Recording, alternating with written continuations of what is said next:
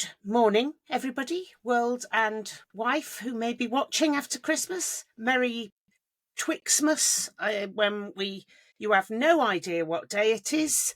You just know you're still eating turkey and chocolate at every meal.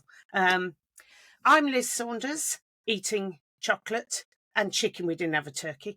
And my friend Claire Jones. Are you still eating turkey and chocolate, Claire? No, we didn't turkey either. We beefed. We were because we have a very nice cattle farm near us, so we stayed loyal to the farm shop and went down the beef route. And yes, we're still eating beef. Yes, yeah, and chocolate, yes, and cake, and chocolate, Christmas a cake. lot of chocolate and cake, and far too much sweet stuff. But more of cake later. More cake later. And the fridge. You go to the fridge, and it's chock full of stuff. But there's. Right, the only meal you can make is another roast dinner because of all the leftovers, from what I can see. Who's in charge of the shopping? And you've got more cheese than you ever thought possible. Yeah. Well, I love cheese. Yes. So, yeah. I love cheese. There's a Huda, an aged Huda that I bought that I'm now, I'm rationing myself because I love it so much. It's, yes. We have a Thank cheddar. You to Cambridge Cheese Shop. Oh, yes. We have a cheddar that came from Cheddar Gorge that has got port in it. And it Very is. Nice. It is. Because you have to have port with it as well. You can't just have it in it. You've got to. But it is very, very nice. So, yeah. So, it was good. That sounds delicious. Did you have a good Christmas anyway, Mrs. J? I did have a good Christmas, thank you very much. Yes, the family were here, so it was all very jolly. Had a little bit of illness in the house, so far too much coughing for my liking. But no, we feasted well. We played a lot of games. I lost at everything, but that's fairly normal. And you didn't play golf, very then? Relaxing. No, we haven't been out. No. We did go out with our new toys to the village green. And then came back again in a hurry. And now it's a bit grey and wet. Oh, it's horrible, windy. Isn't it? Very windy. Yeah. Mm. So what new toys did you get, Mrs. J? Oh.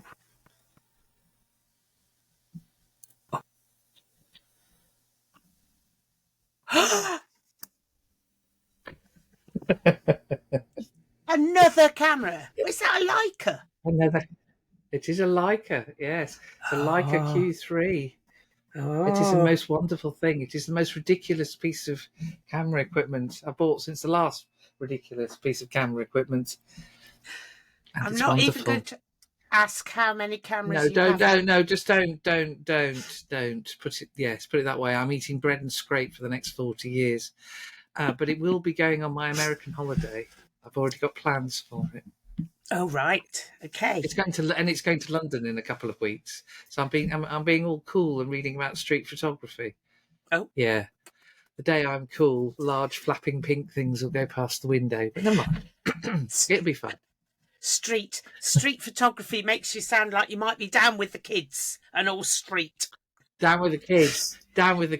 Yeah, on the South Bank watching the skateboarders. When I was working with my young offenders once, I was on one of the units, and this young man, kid, was up to go to court for a bail hearing the next day, and he came. So my mum's sent me an outfit to wear, and so this would have been mid-2000s, and he came out. He said, "Let me show it to you." And he came out dressed like a Purcell advert in a bright white tracksuit, shell suit thing, and I just sat there and went, "Oh, that's no, God!" And the lad sitting next to me looked at my face, and he just went, "It's a bit too street, isn't it, miss?" And I went, "That's it, street. It's way too street." Oh, I won't be wearing a shell suit. You'll be pleased to hear. That would be far too shocking.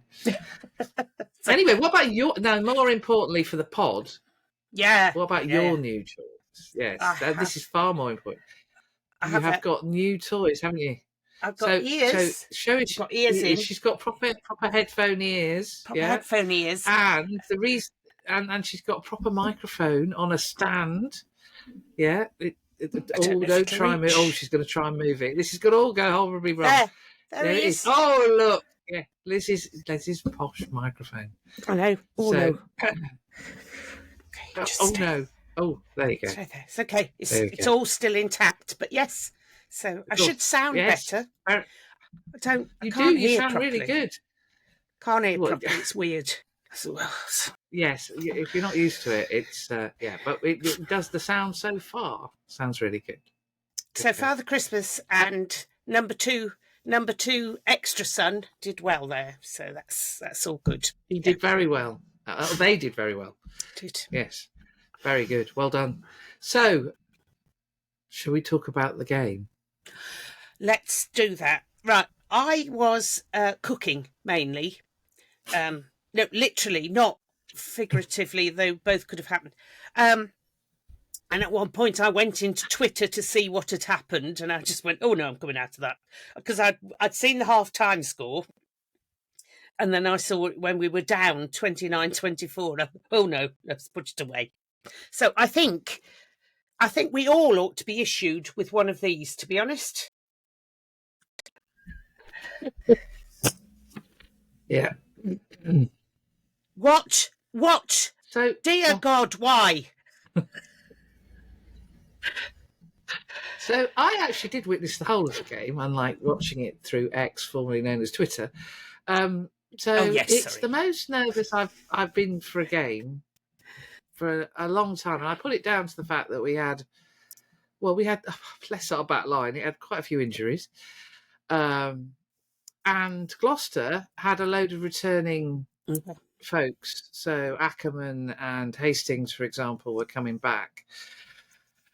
And so I was, unusually for me, because normally I try and keep myself in, but I was very nervous. It's not like you, actually. And so, normally I just go with the flow. Yeah. But anyway, and I never make predictions, despite everybody trying to get me to before the game.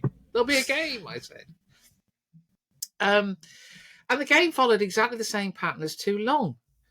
We got off to an incredibly fast start, playing some really slick rugby, really nice rugby. And Gloucester got off to a very slow start, with which, given the huge crowd, a lot of noise, it was supposedly a sellout. So over 15,000 in Kingstone. Very, very muted start from the Cherry and Whites. And,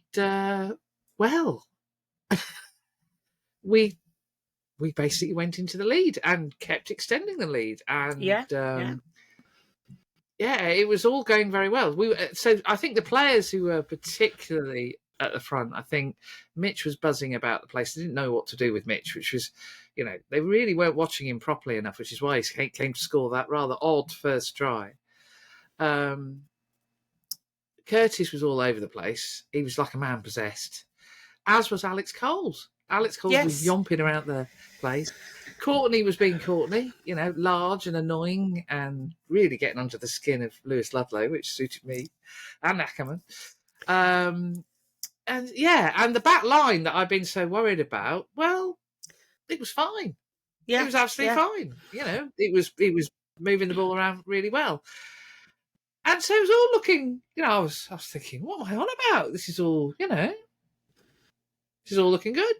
And then we had a Braveheart moment. Well, it was like... I managed to get my vote. Did you see? What happened then? What did you do? I hit the desk with enthusiasm and the camera went, oh, I'm not having any of that. Okay. Keep your hand. So the Braveheart moment was a high tackle, which resulted in a yellow card. So Hutch trotted off.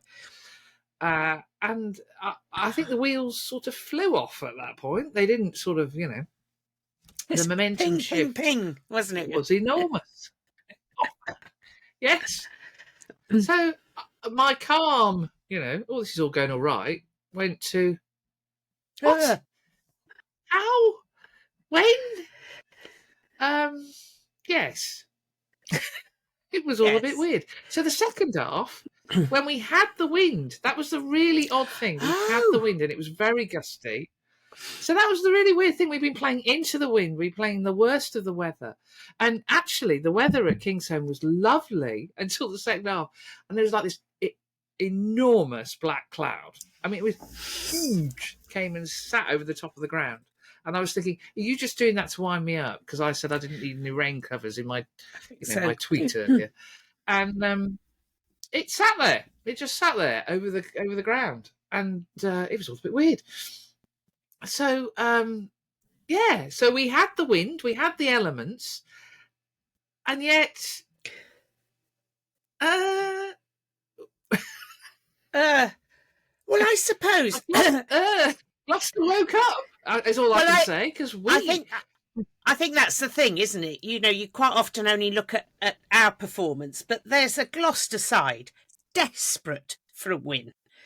Desperate to get something, and you kind of forget there's 15 desperate men on the other side, and and it's something we've been guilty of in the past, is having a 20-minute snooze, and I think it's, you know, but with as you say, you know, Gloucester they can't catch a cold at the moment, can they? So desperate for a win, and that showed. They took their opportunities where they arose, to be fair. And yeah, absolutely. And our sluggishness in the second half. And I'm saying sluggish. I don't know whether it was sluggishness, but there was something weird going on because it was all going one way. It meant I just sat there and watched the scene in front, but I had to be on my toes, as it later proved, with the final try. I'm going with ley lines. Definitely going with ley lines. Well, so we ought to talk about, So some of the things that struck me about the game is the fourth match we played on a plastic pitch in 6 weeks. And it might suit our running game, but I wonder the toll it's taking on the players' bodies. Yes, because there were some pretty tired individuals out there, because it's pretty hard. The fourth try, the Tom Litchfield try, was a thing of beauty, but it could have been scored about 10 minutes earlier if Joanno had actually looked left. Oh, yes. Fifth try, sorry. If Joanno, so Curtis got the fourth try. Was it Curtis? Yeah, yes, it was Curtis. Yeah. The fifth try, the winning try. If Joanno had looked left rather than right, Tom Litchfield would have been in before. So it's one of those. But Litch, he's having to learn to be a right winger. He's a centre, and I thought he played out of his skin. Absolutely out of his skin. Too. His enthusiasm to learn is just astonishing. He hasn't had a regular run in the team, and yet whenever he runs onto the pitch, he's got a broad smile. He's well up for it. He gets stuck in. He's had to bide his time. He's played a lot of games at Goldington Road, but he's used that time wisely. And when he's come in when Saints have needed him, he's done a job, and he definitely did a job on Saturday. And as I say, he could have had 2 tries if a certain person had gone that way. His interplay between Mitch and himself to score that, absolutely I now know fifth perfect. try. I didn't know that. Was wonderful. Was utterly wonderful. And it deserved to be the winning try because it was a fabulous score. Nicked ball across the midfield, down that wing, woof, in for the win. And it deserved it. That interplay between them again it's all this thing of, as Courtney said, you watch them playing, this bunch of mates playing together, and that's still what comes out. It doesn't matter who we're putting in. The recruitment and the balance that is so good. I just love watching them play because it's a bunch of mates. They know how each other thinks. There's nobody doing anything off piece that nobody else knows what they're doing. There's no Carlos Spencers, and they're doing it. There are no Carlos Spencers. They're doing it. That having to pick up new positions. So Litch has played on the wing for us before, but he's not a natural winger. No, That's not not at all. what he does. So yeah, he made the odd mistake when the ball, but yet, for God's sake, he's having to pick up everybody something did. incredibly quickly. Yeah, absolutely. So I well done to him. And it is remarkable if you look at the injury list that we've got. Everyone talks about everybody else, Saracens or Gloucester or whoever injury list. Ours is enormous. I'm still blaming Ben Kay for wingers. Yes. Well, it's enormous, and we've got such a small squad compared with everybody else as well. Yes, that's the other thing. It's not as if we haven't got the 70 players that Bath have got, and yet our back line is still functioning beautifully. Our forwards are playing out of their skin. I mean, it is, and we're winning. We are winning, and we're third in the league. We'll talk a bit about sort of half-term, because we're exactly halfway through the season now. The main season, so it'd be interesting. We should have a chat about that. But so I was absolutely delighted that we won it, because I think we did enough throughout the game to win it. Gloucester is a fine old club. I do wish them well. There's a lot of change that's happened there. We've talked about that before. But,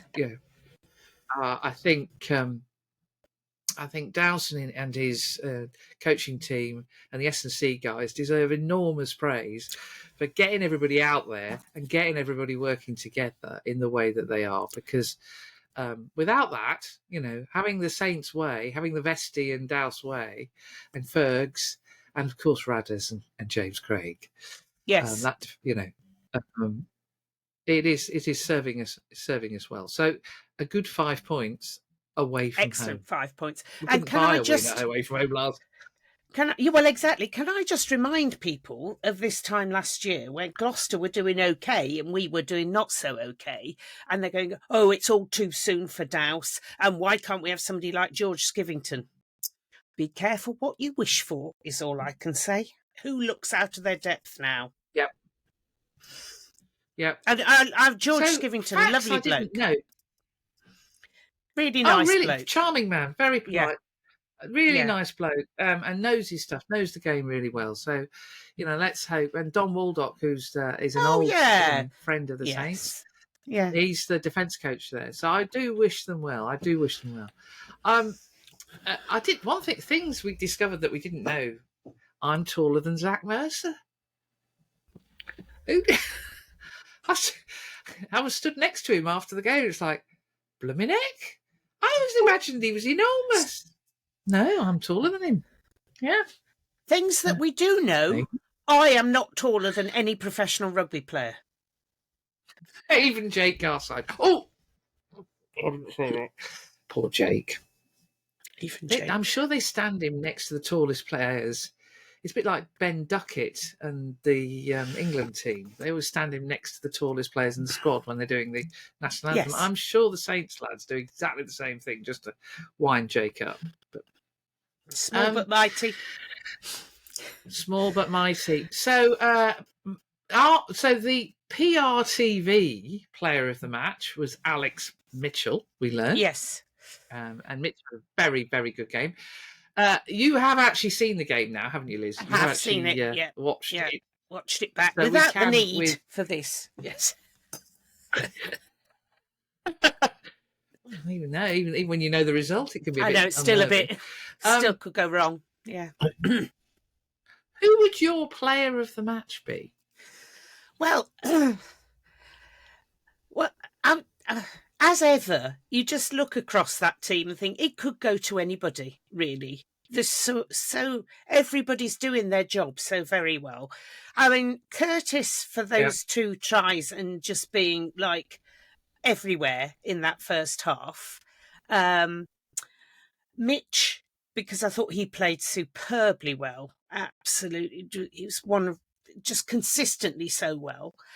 But then I think Tom Litchfield for playing out of position, for scoring that try, and just being Tom Litchfield. Really, I thought he played so well, as you say, out of position. Yep. shoring up a back line where they've had to rearrange stuff. And I just thought he played so well, took his opportunities with that final try. Not an easy one to score. So I would go with Tom Litchfield. A great choice. And you could also include Alex Coles, of course, amongst the, exactly. the plaudits. But despite having a bit of stick for claiming that, you know, a major injury at Saracens, he's had a bit of grief. The fact we had him back was brilliant because you know, him galomping around the midfield is and took his try very well. So I'm with you there. I think Tom Litchfield is a great choice. I think he's one of their youngsters who's doing rather well. Another one off the production line. I suppose I better do photography corner. Mm-hmm. All right. So, Mr. Litchfield Senior. Oh yes, Matt. Of course, I got his try. Oh, ye of little faith. Well, yes. Although the day I'd had, maybe he was wise to ask me, because Kingsholm is a remarkably difficult place to work because nothing involving a network seems to work. As some of you may who watched it live would have noticed, Hamish Smalls couldn't actually, or Smales, depending on your point of view, I don't actually know how you pronounce it, couldn't hear the TMO. And so a bloke with a walkie-talkie had to come on the pitch and relay the message to Hamish. It's all a bit comical, really. All our phones stopped working, so you could see that you were receiving a call, but you couldn't actually answer it. It's ley lines. It's ley lines. There's something going on. The Forest of Dean has moved up the road. Yeah. All a bit weird. So it was all a bit stressful, really. But the thing I was most pleased about was getting Kirsty's second try. The first one was just a pile of bodies. But the second try, I was really pleased because I ended up getting the flying Langdon into school. Yes. But he looks like he's hovering off the ground. It does. Yeah. So, and the try celebration afterwards was brilliant. Hutch, the other way, love. Yeah, not towards that Dave Rogers in the opposite corner. Can you look at me? And shout out to Gloucester Rugby because they've obviously, I don't know whether they've cleaned them or they've got new lights, but the floodlights at Kingsholm are actually really good. In some places, rather too good. You get these real pools of a lot of light, so it looks like the angel Gabriel is from our high. So that's a bit weird, but no, they were really, really good. But it was Christmas. It was Christmas. But it is a difficult place to work. The post-match song was sung with gusto. In fact, there was full arms wide open from George. He was giving it loads. Much singing, it was all very good and great fun taking the photographs in the changing room. Small changing room, though. Yes, bijou, cosy, yes. But great to see the lads enjoying another away win. So all well and good, and not a bad crop of photos. Not necessarily my best, but in the circumstances, I felt happy to get anything. To be honest, it's a difficult place to work at, despite the lights being so good. And what happened? You claiming you wouldn't need wet weather gear. What happened, Mrs. Jones? What happened in the second half? It didn't rain. It just decided to wind me up by putting the largest black cloud known to meteorology over the threat of it. It was like looking up, and there it was. It didn't rain. I was quite pleased it didn't rain because I'm bored. Don't think I'm going to be lucky on Saturday. The weather forecast looks dire. So. I think I'm going to get wet. So that was probably my one dry game for the next few weeks. I think because of course we're off to Limerick in. Oh well, it would be chucking it down there. So, I'm just looking. We make a list of things we need to talk about, and on our list it's got George Hendy's comment. What was George Hendy's comment? Oh yes, sorry, I forgot about George.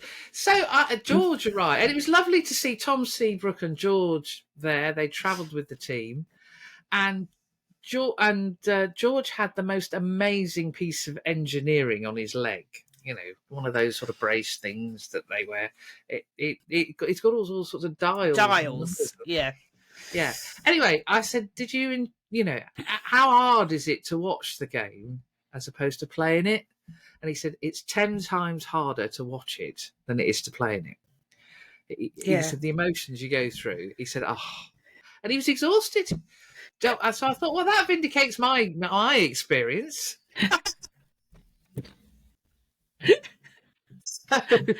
All of us who are on Mammoth we went through hell. We went through hell on Saturday. So yes, and is all I can say. Meanwhile, the Blues. Oh yes, yeah. So it was the Battle of Bedfordshire. Played at, is it Ampthill Only Field? Oh, I don't know what they've called it now. But if anyone's been to Ampthill, it is one of the more eccentric rugby grounds that you ever get to visit. The clubhouse is at the bottom of the hill. Lovely place. Really, really nice people. Very nice staff. Very nice supporters. But to get to the pitch, you go through a wood. It's like you're going on a magical mystery tour. And the thing is, you get presented with 3 different paths. Oh. There's no little sign that says pitch this way. Unless you know where you're going. You can end up in all sorts of weird and wonderful places in Bedfordshire, in Buckinghamshire, Bedfordshire. No, it must be Bedfordshire. It's the Battle of Bedfordshire. Yeah, Bedfordshire, definitely.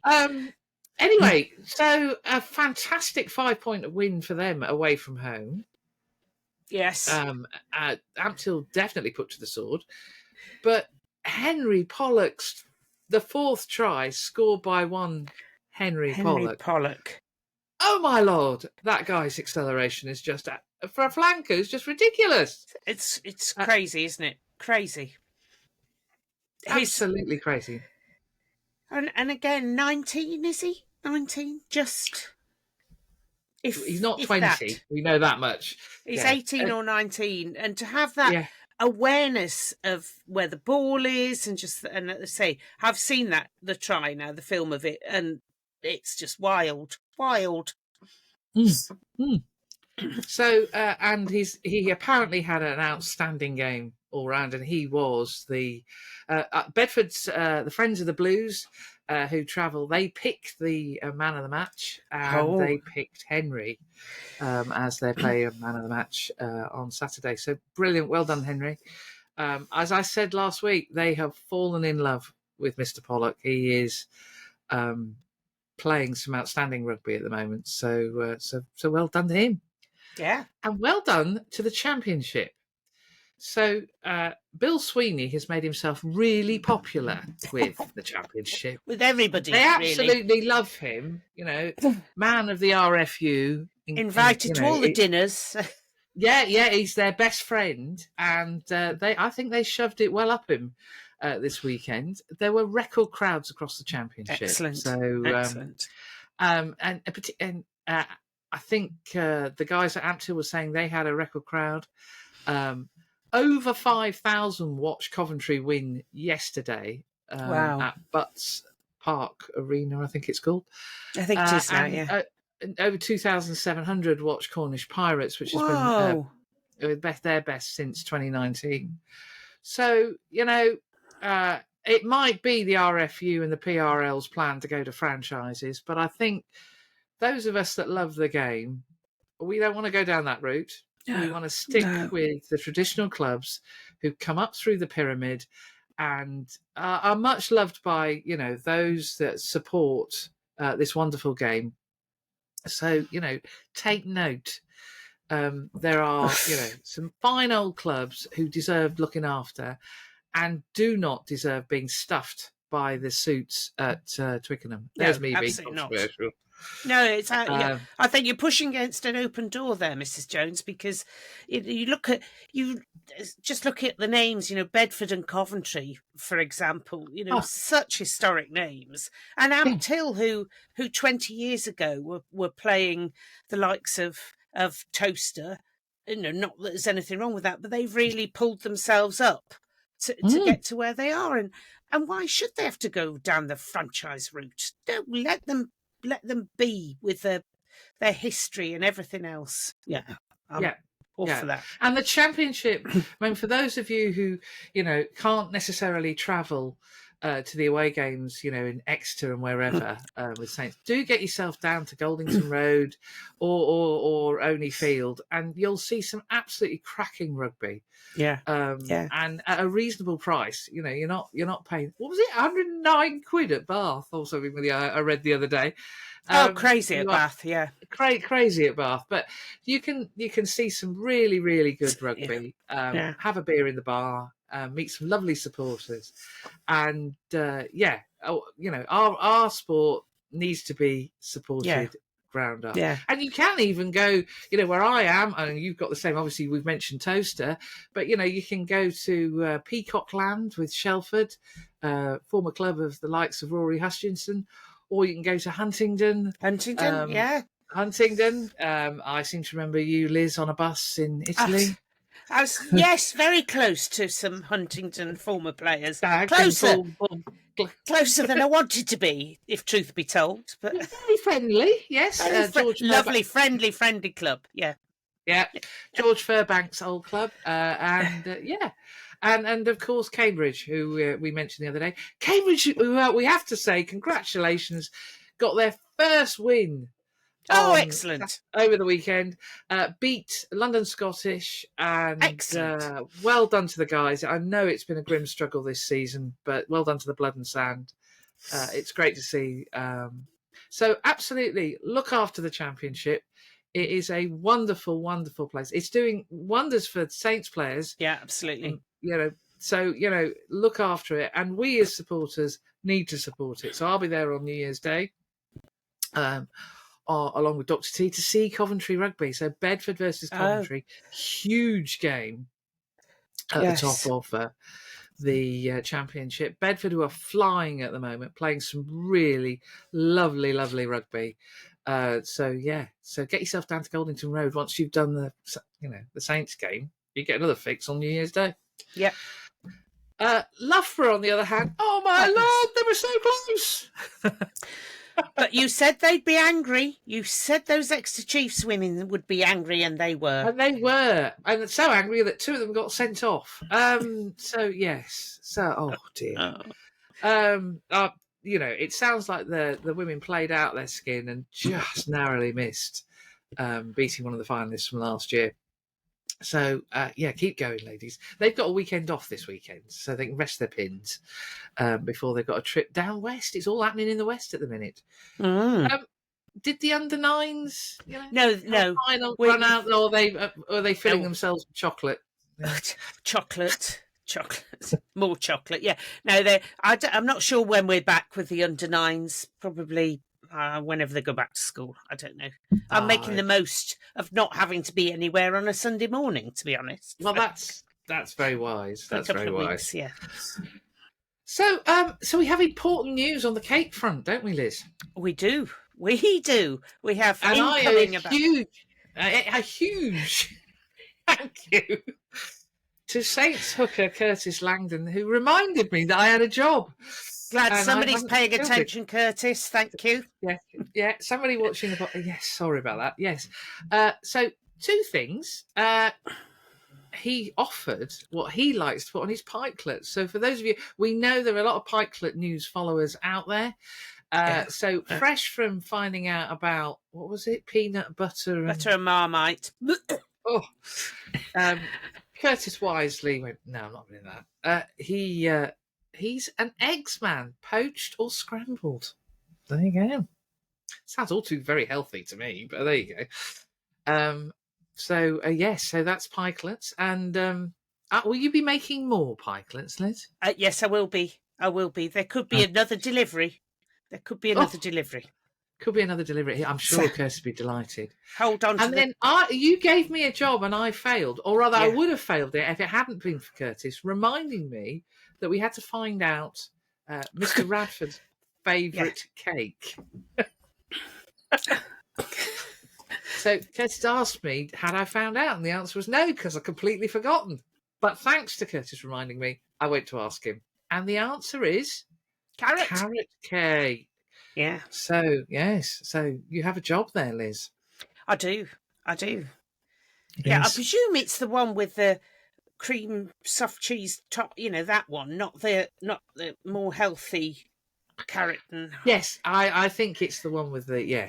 yes. Okay. Yeah. All right. Yeah. So, Yeah. Media watch. So So this weekend's been a bit weird because all the attention in the Premiership has been elsewhere. Mm.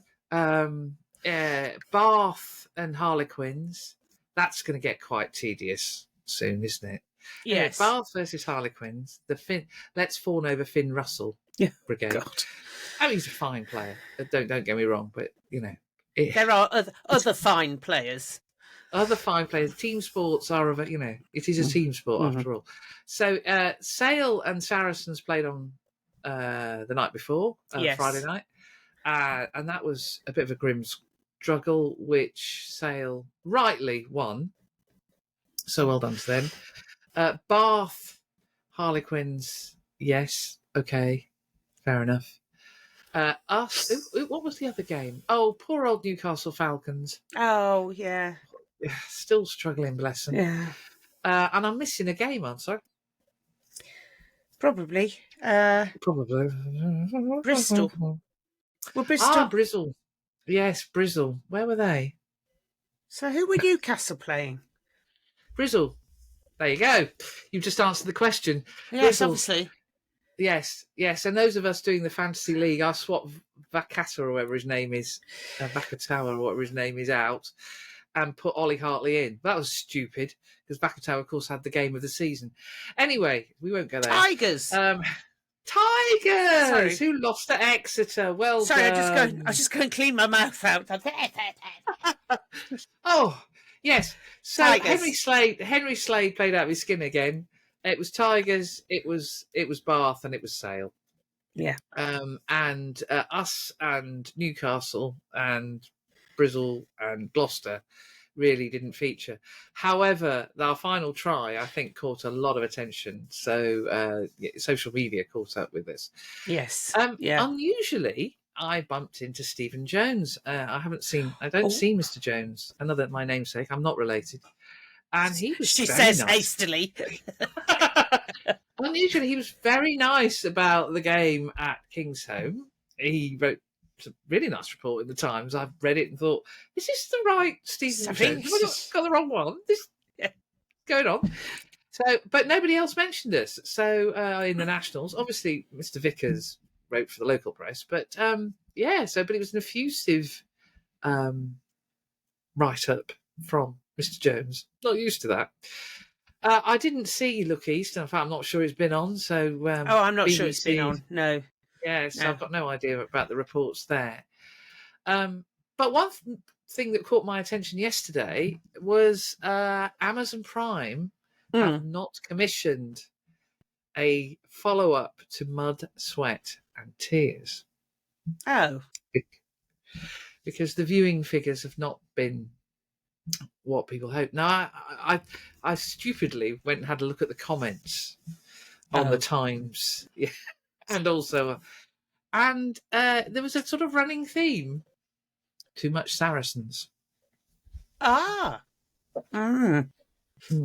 People didn't like the story that Saracens were hard done to. Oh yeah. And they didn't, and they felt the whole thing was unbalanced because one semi-final got a lot of coverage and the other one didn't. Yeah. And there weren't enough stories about the people. As somebody who ended up on the cutting room floor, having had a cameraman follow them for 2 games, I kind of understand that because that it was meant to be about the people, but I don't think all the clubs engaged. I don't think all the clubs were as invested as I think Sale and particularly Saints were, because these things only work. So the production team, the film crew who worked on it, they were behind Sunderland Till I Die, and having watched that years ago, that was all about the people. It wasn't really about the club. It was all about the supporters. It was all about the people. It was all about the backroom staff. Even the guys who worked in the canteen feeding the players featured. very heavily in Sunderland Till I Die, and they didn't get that engagement with Mud, Sweat and Tears. So I think the Premiership needs to think quite hard if it does go after another, how they do it, because I don't think there was enough about people. People make the sport. That's what people want to see, isn't it? Because you can get the Saracens, the whole corporate stuff all the time, but they want to see what goes on behind the scenes. Like, for example, in Saints, like the players eating in the Crooked Hooker and having a chat with the chef about, well, I have to order, 97,000 eggs a week or whatever it is. And it humanises, and that's what people want to know, isn't it? How does his grocery order differ to mine? Sale actually revealing that their squad had eaten unlimited sprouts was, as somebody said, I fear for the second row. Yeah. Yes. When their scrum moves forward at speed, you'll know why. Jet propulsion. So we watch. Oh, hello! I've fallen out again. We watch with interest to what's going on there, because really and truly, not good.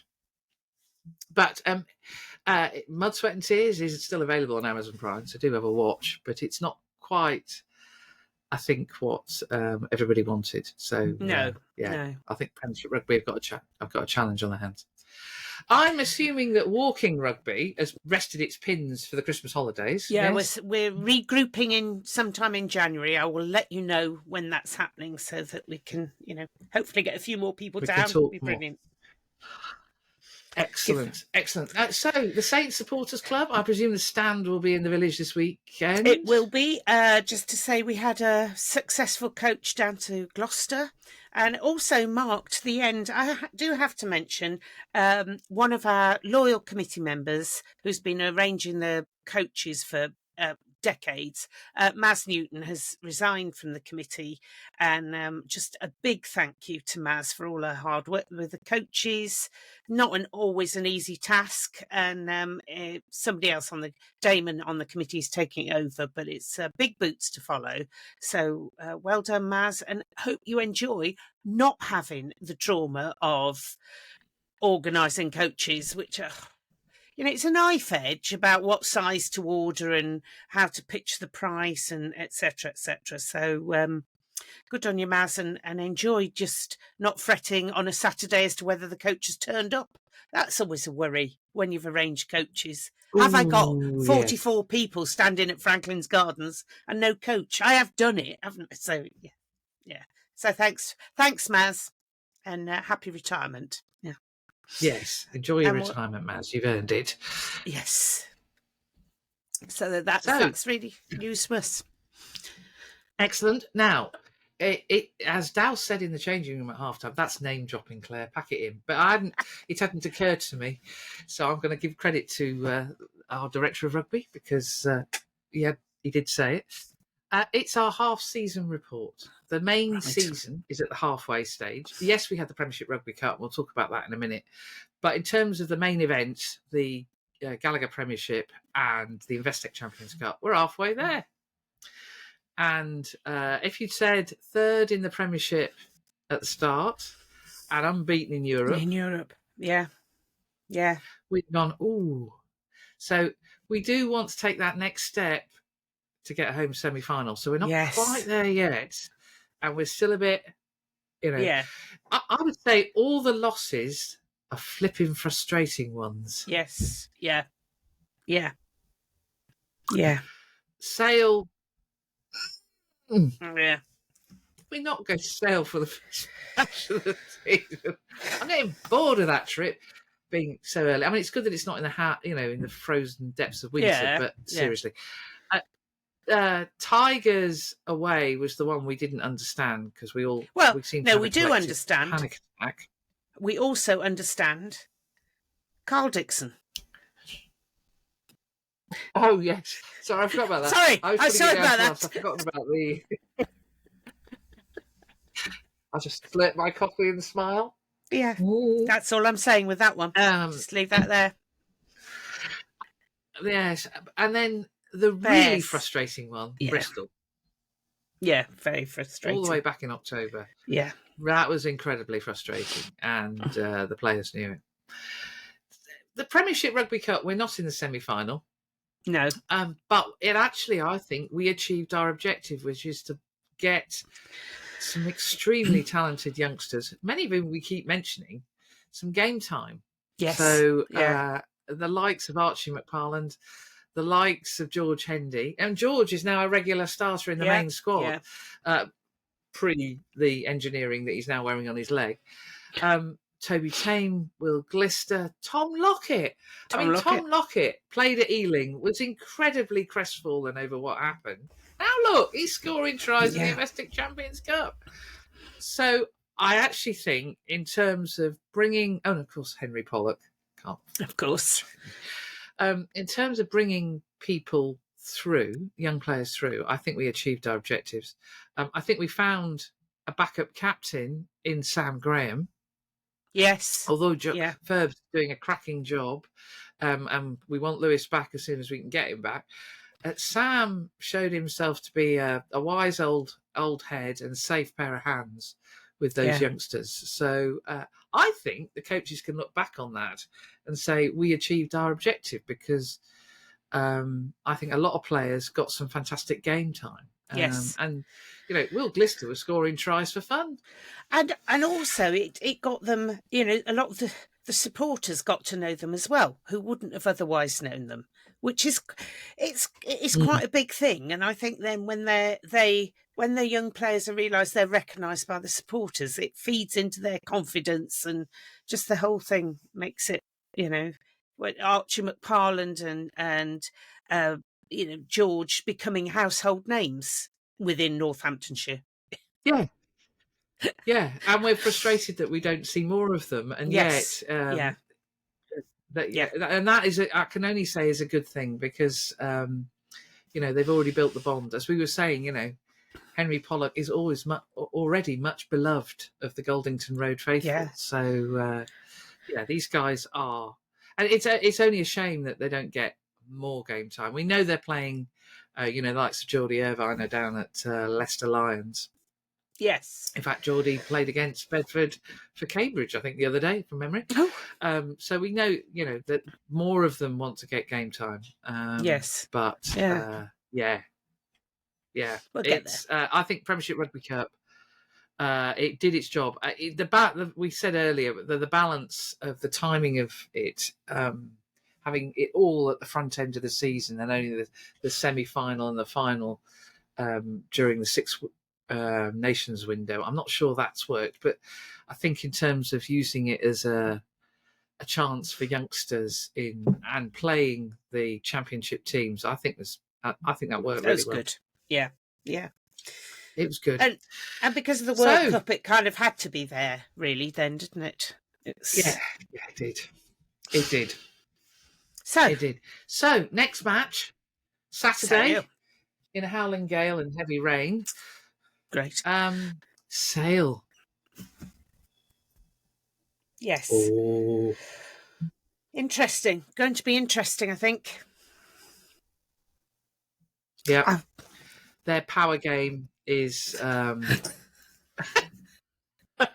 but that's going to be every game. It is. The Saints roller coaster is getting steeper every week, and it's going to have to be. I mean, because these are the games we need to win. We need to beat the likes of Sale. So yeah, it's another, and it'll be interesting to see who we get back. Or do we leave the squad as it was? Who's fit? Because as we said earlier, we've got quite a few injuries. It was great to see Joano, rampaging about the place. It was great to see him, though he needs to learn that his left eye and his right eye, the left needs to look both ways before you cross the road and pass the ball. Anyway, but it was great to see him. And clearly enjoying it, which is great, which is really good. So hopefully we'll see him and Sam Graham and all of them out there on the fantastic turf that Mr. Miller and his team have at the Gardens. Is there anything happening for the Saints supporters? We've mentioned them briefly. Is it the huge in the village for the? Yes, just we're in the village and welcome anybody. Come and say hello. God knows where our little marquee gazebo will be. We keep being shifted around a bit, but we might even have lights. Yes. Yeah. So. Ooh. Right. Yeah, we need some some fairy lights or something. So I'll be off to B&M, see what they've got reduced for Christmas. Produced B&M lights featuring. Yeah. Oh, no expense started. Excellent.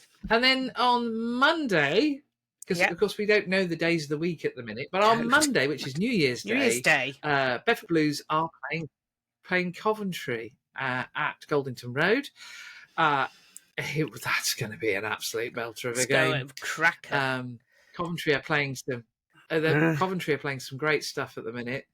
But so are Bedford. So it's two heavyweights of the championship going after each other. So I'm really looking forward to that. I'm hoping the weather does cheer up a little bit because my rain cloud has returned. I thought I got rid of it after Saturday, but no, it's back.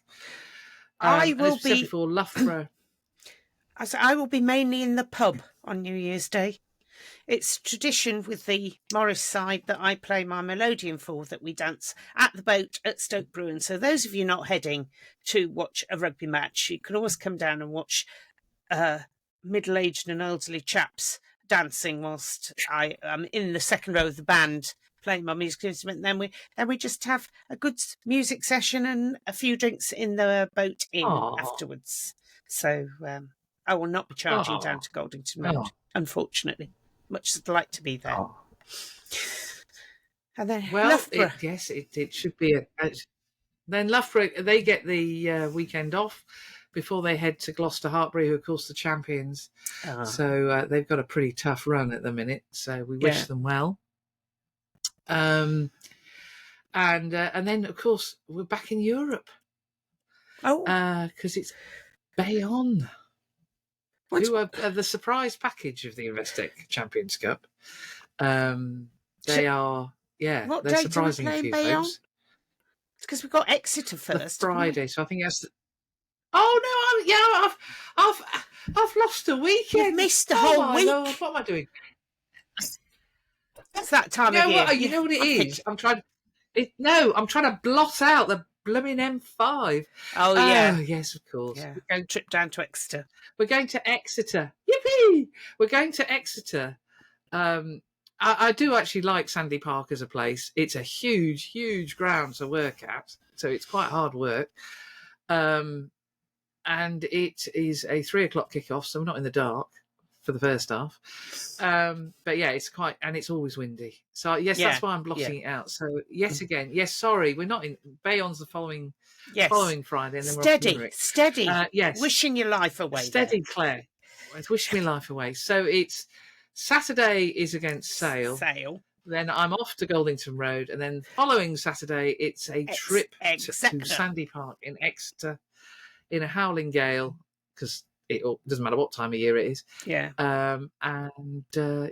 So it's busy. The squad don't really get a rest for some time.